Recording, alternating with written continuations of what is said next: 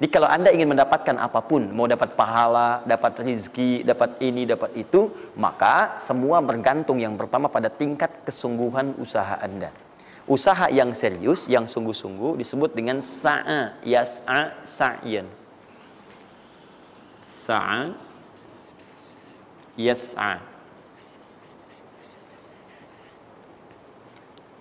sa'yan.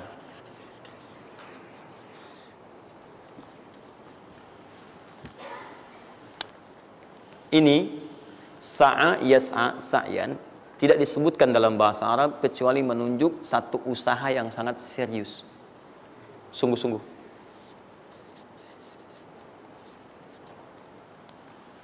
Rizki yang pertama ini sifatnya kata Al-Quran, langsung Allah yang menyampaikan. Kalau Anda mau mendapatkan rizki itu, baik yang sifatnya materi, uang, rumah, mobil, pakaian, makanan dan sebagainya, maka Anda mesti serius usaha. Usaha yang serius. Saya belum bicara bagaimana cara usahanya, tapi Quran ingin membangun komitmen dulu. Anda mau usaha enggak? Anda usaha, saya kasih kata Allah. Jadi kalau Anda enggak usaha, enggak akan turun rezeki. Ya, enggak ada rezeki turun dengan cuman diam aja, enggak ada. Anda mesti usaha. Saat saya berada di Mesir, ada dua mahasiswa itu saling, mereka paham Quran. Mereka diskusi ingin membuktikan kebenaran Quran. Yang satu cara berpikirnya benar, yang satu keliru. Yang satu berkata, Allah kan sudah jamin rezeki kita akan diberikan, ya kan? Sampai kita wafat sempurna rezeki. Jadi nggak nyari pun pasti dikasih. Cara berpikirnya seperti itu. Ini yang dipakai oleh orang liberal sekarang. Nah, maksudnya logika semacam ini. Yang satu lagi berkata, memang Allah kasih, cuman kita mesti usaha. Dia sebutkan beberapa ayatnya. Yang satu bertahan dengan pendapatnya, dia ingin buktikan, saya masuk nanti ke masjid. Kalau di Timur Tengah itu suka ada zawiyah, tempat-tempat khusus untuk ibadah. Dia masuk ke dalamnya, sembunyi di belakang meja. Nah, di masjid itu suka ada muhsinin, para donatur, yang itikaf kasih makan, kasih makan. Hari pertama semua dikasih, dia tidak, karena ngumpet. Karena perjanjiannya nggak boleh ada usaha apapun. Hari kedua, dia masih ngumpet, nggak dikasih. Semua dikasih yang ada. Hari ketiga, sudah lapar sekali, sudah nggak tahan. Begitu udah dikasihkan, yang muhsinnya tanya, hal min akhar, ada lagi yang lain nggak? DKM-nya jawab, karena nggak tahu, kan ngumpet. Nggak ada yang lain. Baik, kalau gitu saya kasih ke tempat lain. Karena beranjak mendengar suara itu, dia langsung kasih kode dengan berdaham. Kaget kan DKM. Begitu dibuka, ada orang ngumpet di belakang meja, sudah kelaparan. Akhirnya dia ada orang satu lagi di sini, langsung dikasih bagiannya sampai dengan 3 bungkus. Begitu dikasihkan itu, teman yang kedua tadi yang mengatakan mesti ada usaha, langsung mengejar pada teman yang bersembunyi. Dia katakan, kan saya bilang dari awal, rezeki itu mesti dicari, walaupun dengan sama. Saya juga sama, Ustadz pemateri misalnya kan, begitu kehausan ya, kan? Nah, misal, panitia datang, macam-macam lah. Misal. Enggak, itu contoh. Saya nggak biasa ceramah sambil minum. Ya.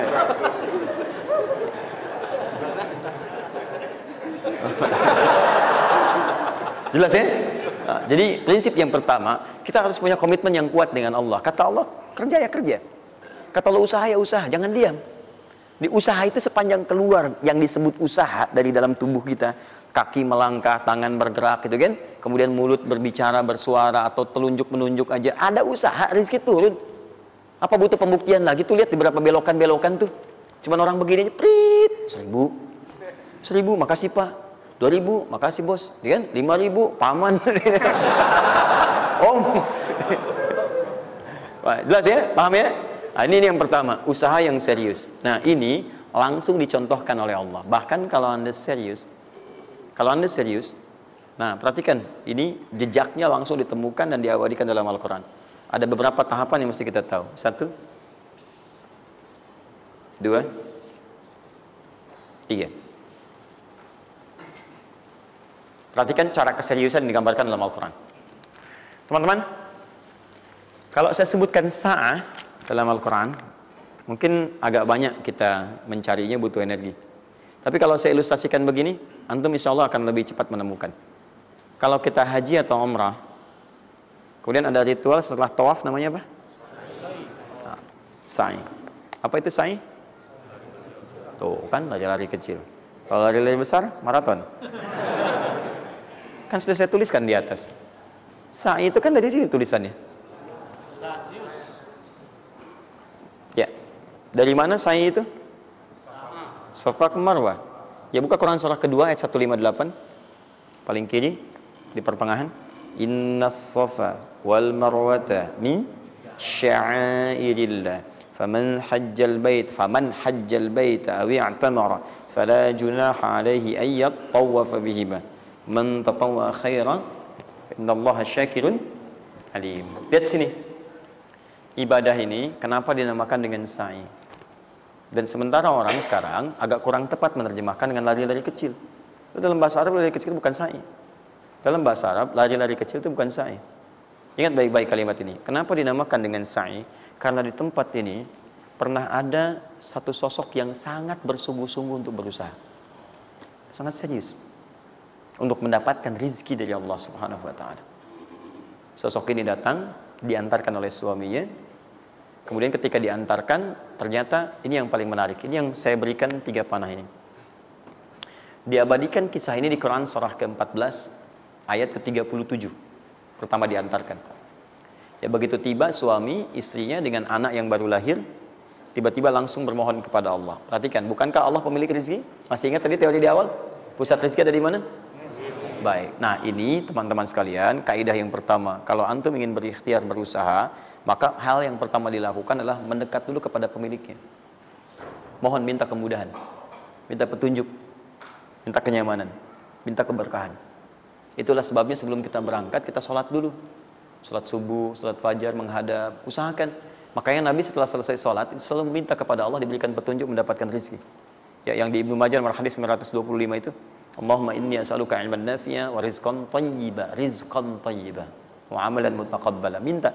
Kalau dalam bahasa kita, ya Allah berikan saya hal yang bermanfaat, ilmu bermanfaat dan rezeki terbaik di hari ini. Minta. Minta. Nah, begitu sampai beliau bermohon pada Allah, Rabbana inni askantu min dzurriyyati biwadin ghairi dzi zar'in inda baitikal muhram. Perhatikan ya. Ya Allah, saya bermohon kepadamu, Engkau yang merawat kami, memerhatikan kami, memberikan rezeki kepada kami. Sifat rububiyah yang disebutkan namanya Rabb. Begitu meminta kepada Allah, ya Allah sekarang saya diperintahkan olehmu sebagai tawadhu. Nabi Ibrahim mengatakan, saya menempatkan sebagian keturunan saya, istri saya, anak saya di satu tempat yang sangat gersang. Enak bayang nggak? Tempatnya gersang, gunung-gunungnya itu batu-batunya itu rapat luar biasa, kerasnya luar biasa, dan nggak ditemukan sumber air di situ. Artinya ini kondisi yang paling dalam lah, ya. Kondisi yang paling sulit didapatkan. Jadi selevel tumbuhan pun nggak ada. Jadi saya mau katakan begini, lihat ya. Anda pergi ke satu tempat, Anda berusaha tuh masih ada. Google-nya ada, bangunannya ada, kendaraan ada, modal ada. Tinggal kelihatan semuanya jadi aktiva semua tuh. Tinggal kita olah aja. Ada orang yang pernah mendatangi tempat yang semuanya nggak ada bahan-bahannya. Bayang ya? Kosong. Tuh, saya pernah satu kali waktu ada krisis itu, beberapa ke belakang, itu semua showroom macam-macam itu pada jatuh. Dan saya diundang ke Hyundai untuk ngasih motivasi, ngasih training.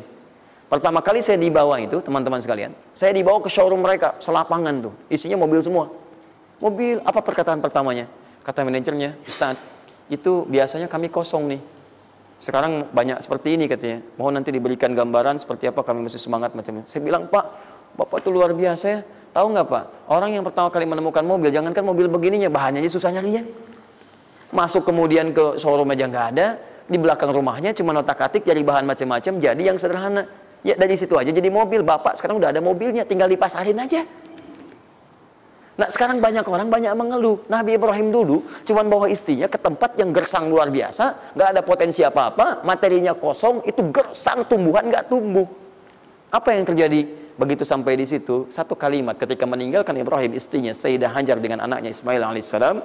Maka pertanyaan pertama dalam satu riwayat, ahadza min amrillah, apakah semua ini ketetapan Allah? Maka dijawab bala. Perhatikan prinsipnya, selama ini ketetapan Allah, maka Allah tidak akan menyia-nyiakan saya. Dan rizki telah Allah tetapkan kepada kita, maka Allah tidak akan pernah menyia-nyiakan kita. Paham ya? Jadi kalau Anda ditempatkan di kondisi apapun, bahkan mulai belum bekerja, baru lulus kuliah, bahkan mulai baru membuat satu bisnis misalnya, atau macam-macam halnya, ingat, ada yang lebih buruk kondisinya daripada Anda, yang semua bahannya bahkan belum didapatkan, dan dia yakin dengan Allah. Sepanjang Anda punya Allah, maka semua akan mudah bagi Anda. Ini prinsip yang pertama. Jelas ya? Nah, kalau sudah paham sampai sini, belum berhenti karena ada komitmen untuk usaha. Apa usahanya? Maka Ismail menangis satu saat dan Allah tetapkan ASInya nggak keluar dari ibunya. Begitu tidak keluar, nah anak ini kan pasti bergejolak. Tangan bergerak, kaki bergerak, disimpan di bawah. Saat bergerak itu kakinya menghunjam ke tanah, tangan bergerak, nggak keluar apapun. Ibunya ini yang menempuh usaha yang sangat serius untuk mencari. Dia tahu kalau cuma diam nggak akan datang. Maka ibunya menerapkan satu ketentuan pertama yang nanti diabadikan dalam Al-Quran, yaitu teori rizki dengan ikhtiar, mencari cara yang serius. Nah, cuma apa yang akan kita keluarkan saat ini terlepas dari usaha apapun yang Anda kerjakan saat ini. Tapi teori dasarnya adalah ketika Anda menempuh usaha yang serius ini, ada beberapa tahapan yang mesti Anda lalui. Persoalannya, waktu saya sudah habis 9:30. Nah, saya mau minta sedikit aja, boleh nggak saya tambah 5-10 menit? Alhamdulillah. Nah, satu, saya agak cepat ya, saya agak cepat. Satu. Nah, yang pertama beliau lakukan, beliau kemudian mencari itu dengan semangat, naik ke satu bukit. Naik. Bukit apa namanya? Kapan bukit itu dinamai dengan Sofa? Ini persoalannya. Belakangan kan? Belakangan, setelah itu bukit Sofa. Dari mana munculnya Sofa? Sofa itu kan kalau kita gali dari akar katanya, ya berasal dari kata tasfiyah. Ya, Sofa, Yasfi, Sofyan, wa tasfiyatan, wa Sofian. Wasufyanan, kalau pakai sin Sufyan, kalau pakai sod Sufyanan, Sofiyun.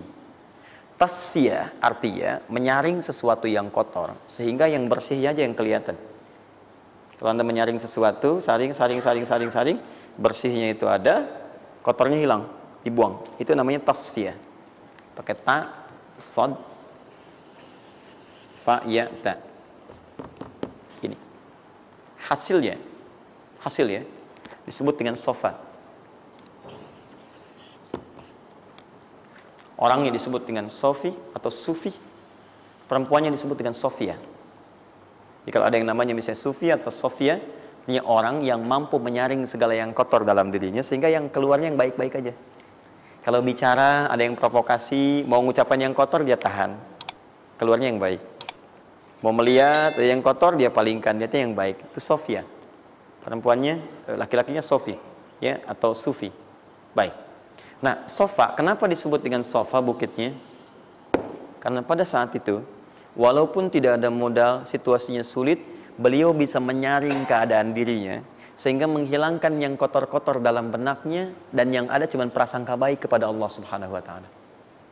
Maksudnya Pak, kalau Anda ingin memulai usaha, sehebat apapun, walaupun nggak ada modal, nggak ada apapun, hal pertama modal terbaik yang Anda mesti lakukan adalah berprasangka baiklah kepada Allah Subhanahu wa Ta'ala.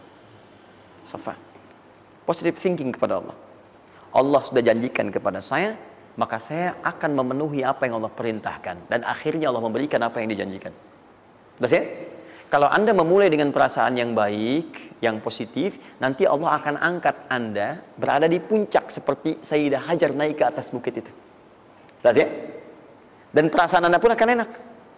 Tapi kalau belum apa-apa Anda sudah negative thinking kepada Allah, maka mohon maaf, jangankan rizkinya, maka usaha Anda pun tidak akan maksimal, effortnya akan sangat kurang.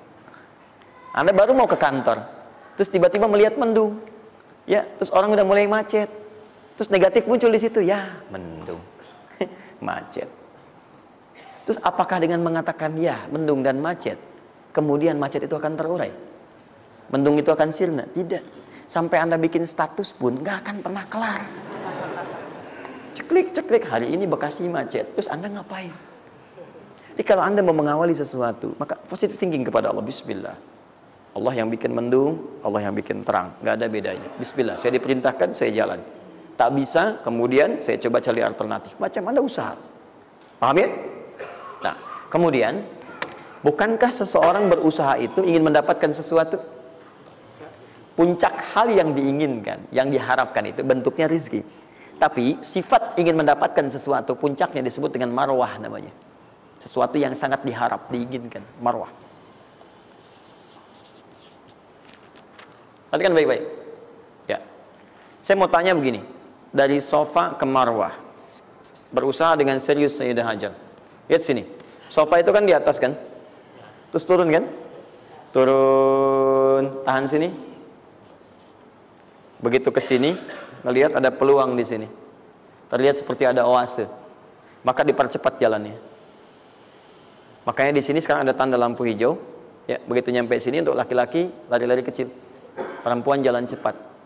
Ini karena ibadah yang disebut dengan sa'i sering diartikan dengan lari-lari kecil. Ini berlari ini teman-teman, jalan cepat ibu. Ini sesungguhnya awalnya ini melihat di sini seperti peluang ada oase di sini di Marwah, banyak air. Maka dipercepat jalannya. Sampai di batas ini ragu lagi, betul nggak ya? Apa cuma fata morgana? Tapi yang paling dahsyat adalah dia memastikan dengan ikhtiarnya. Saya mesti pastikan dulu, jangan menduga-duga. Dikejar sampai ke atas. Begitu kepastiannya tidak ada sama sekali. Ternyata fata morgana saja. Dari sini balik lagi, mungkin di sini ada. Ya, balik lagi ke tempat tadi, balik dilihat sini kayak ada betul di sini. Balik nyampe sini fata morgana. Bola balik, bola balik, bola balik sampai dengan 7 kali. Ya, dari sini ke sini 1. Sini ke sini 2. Ini 3, 4, 5, 6, 7. Ingat, sofa selalu genap, marwah selalu ganjil. Kalau Anda umrah, kemudian tiba-tiba Anda merasa berakhir selesai, tapi posisi Anda di sofa, kemungkinan cuma 2. Kalau bukan Anda kurang, baru 6 kali, atau Anda terlampau soleh 8 kali. Pasti di sini. Nah, apa hikmahnya? Proses ini disebut dengan sa'i. Perhatikan baik-baik. Tahan, fokus. Ketika Anda berusaha teman-teman, maka mulailah dengan berpositif thinking kepada Allah. Tapi ingat, usaha Anda tidak akan selamanya ada di atas. Mungkin suatu saat akan turun. Kan? Mungkin Anda ada di puncak. Mungkin suatu saat Anda turun. Mungkin kadang ada di puncak, kadang stabil aja. Tapi kalau Anda melihat peluang, cepat kejar selama peluang itu baik. Itulah yang dimaksud dengan kompetisi yang sehat. Ada dapatkan kejar, ada tender, ikut tender dengan cara yang baik, cara yang normal, ikut. Kalaupun bukan rezeki Anda, nggak ada masalah. Dan jangan pernah macam-macam lah. Saya dah ajar kan nggak pernah nyogok sama malaikat. Malaikat cepat sini dah gitu. Saya kan istri Nabi gitu kan. Kau minta apa saya kasih, kan nggak pernah. Ya biasa aja bolak-balik. Ya walaupun mungkin ketika Anda kejar itu bukan bagian Anda, mungkin cuma fata morgana, nggak ada masalah. Saya kasih rahasia besarnya. Sepanjang Anda betul-betul ikhtiar dilakukan karena Allah, maka perhatikan baik-baik. Kadang-kadang Allah seakan menunda apa yang menjadi hak Anda, bukan ingin menunda dan membiarkan Anda tidak mendapatkan sesuatu, tapi ingin memberikan semua nikmat secara sempurna. Karena di atas itu ada nikmat pahala, ada nikmat doa, ada nikmat istighfar, ada nikmat usaha, dan nikmat hasil yang tiada terputus. Tidak terputus. Lihat sini. Kalau antum sehari berusaha, nggak dapat apa-apa. Memang, mohon maaf, hasilnya belum dapat diraih. Belum dilihat tuh. Tapi bukankah pada saat itu, doa antum akan bertambah? Bukankah malamnya salatnya nambah? Tahajud? Bukankah di situ kadang-kadang kita istighfar? Ya Allah. Teman-teman, bukankah istighfar menggugurkan dosa? Bukankah berdoa menambah harapan, mengakumulasikan sesuatu? Bukankah tahajud menambah pahala lagi? Kadang-kadang yang diinginkan oleh Allah pertama kali bukan dunia dulu. Ketika Allah mencintai seorang hamba, dia akan berikan pahala akhirat dulu. Karena dunia itu sifatnya sementara. Hei fulan, kamu kemana aja? Kemarin kamu jauh dari saya, baru sekarang kamu pikir dekat dengan saya. Saya nggak pengen kasih dunia dulu, dunia itu kecil. Kalaupun di seekor sayap samuk sebelahnya, sebelah sayap nyamuk ada dunia itu ada nilainya, saya kasih buat kamu deh, nggak ada nilainya. Ya, karena itu saya ingin kamu akhirat sempurna dulu. Saya ampuni dulu dosa-dosa kamu yang kemarin. Begitu sudah diampuni, hari kedua istighfar lagi diampuni, saya kasih pahala yang banyak. Begitu pahala udah dapat, dosa udah diampuni, baru dunia diakumulasikan. Karena hukum dunia itu, kalau antum usaha akan terus diberikan. Jadi nggak ada yang nggak dikasih. Jadi kalau antum sehari bekerja ini, kelihatannya nggak dapat apa-apa. Bukan nggak dapat apa-apa, disimpan untuk diakumulasikan. Nanti dosa antum tuh udah hilang, amalan udah banyak, antum dapat banyak. Kadang-kadang nggak sadar kalau saat dapat banyak itu sebetulnya itu hasil usaha antum sebelumnya. Itu teorinya begitu. Ya, jadi nggak ada yang nggak dapat apa-apa. Semua akan dinilai. Sepanjang antum bergerak dikasih, dan antum buktinya hidup juga. Sampai ke hari itu kan masih hidup. Bisa makan juga di hari itu. Bisa beraktivitas juga, sehat juga dan sebagainya. Belum dapat apa. Makanya kata Nabi, yang hari itu ada makanan, dia orang kaya sebetulnya. Kalau besok masih ada lagi, kaya banget. Antum sampai sebulan masih ada cadangan. Kenapa kita mesti berkeluh kesah? Dan belum tentu hidup juga sampai besok. Yang tuh mau ngumpulin apa? Nah, maka prinsip yang terbaik adalah ketika antum berikhtiar, ikhtiar usaha yang maksimal.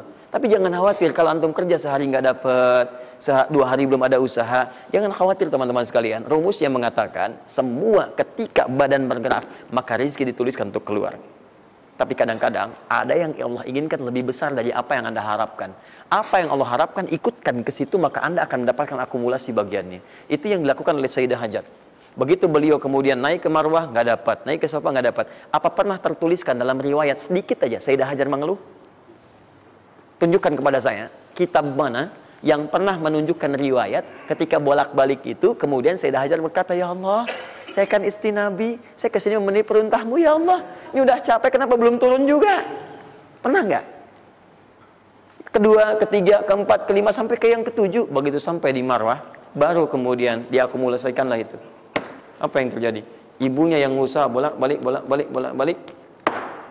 Akhirnya keluar dari mana? Anaknya, kakinya kemudian menghentak lagi. Tiba-tiba keluar air dari situ. Pertanyaan saya, ibu yang lebih tahu di belakang. Kan kalau anak itu sedang haus, pasti tangan kakinya bergerak kan? Kenapa saat pertama disimpan bergerak, airnya keluar? Sudah 7 kali bolak-balik, baru air keluar. Silakan lihat riwayatnya. Pada hentakan itu, ketika 7 kali ibunya bolak-balik, malaikat mengepakkan sayapnya. Itu yang menghantam air dan keluar air. Malaikat yang ditugaskan Allah memberikan rezeki namanya Mikail. Itu ada di Quran surah kedua ayat ke-98. Ya, man kana aduwwan lillahi wa malaikati wa rusuli wa jibril wa mikail. Mikail. Di antara tugas Mikail oleh Allah ditugaskan untuk memberikan rezeki. Yang paling menarik, perhatikan baik-baik. Begitu airnya keluar, ibunya sedang di Marwah, sedang berdoa nih. Makanya kalau sa'i di sofa ngadap ke kiblat berdoa dulu, ke Marwah ngadap ke kiblat berdoa dulu. Begitu sedang berdoa nyampe ke Marwah yang ke-7, anaknya lebih kencang menangisnya. Ibunya mendengar suara nggak biasa, dikejar ke sini. Begitu kejar ada air. Apa kata ibunya? Lihat kalimatnya. Zam, zam, zam, zam. Ibunya tidak mengatakan ijma, tapi zam, zam, zam, zam. Zam itu artinya kumpul jangan berhenti, kumpul jangan berhenti, kumpul jangan berhenti. Sampai sekarang air itu tidak pernah berhenti. Perhatikan bagaimana akumulasi pekerjaan seorang ibu yang sangat serius menghasilkan rezeki bukan hanya untuk dirinya, untuk anaknya, cucunya, cicitnya, dan berganti generasi sampai kita sekarang. Kita aja ke zaman Nabi Muhammad, itu teman-teman sudah lewat 15 abad. Nabi Muhammad ke Nabi Ismail 29 generasi. Satu generasi bisa ribuan tahun. Nabi Muhammad ke Nabi Musa aja 2000 tahun, ke Nabi Isa 600 tahun. Sekarang ke Nabi Ismail 29 generasi. Muhammad bin Abdullah bin Abdul Muttalib bin Hashim bin Abdul Manaf bin Qusay bin Murrah bin Kilab bin Ka'ab bin Ghalib bin Fihir bin Malik bin Nadar bin Kinana bin Khuzaimah bin Mudrikah bin Ilyas alaihissalam bin Nizar bin Mudar bin Ma'ad bin Addan bin Adi bin Adri, ya, bin Muqawwam bin Nahur bin Tari bin Ya'rub bin Yasib bin Nabit bin Ismail alaihissalam. 29 generasi. Yang bisa mengulang 29 ini saya bebaskan paspornya untuk menghafal Quran di pekan depan. Silakan. Boleh, silakan. Tapi kalau salah satu tambah 1 ayat. Jelas? Terakumulasi. Maka boleh jadi kita berusaha bekerja, sehari belum dapat, 2 hari dagang belum dapat, tenang.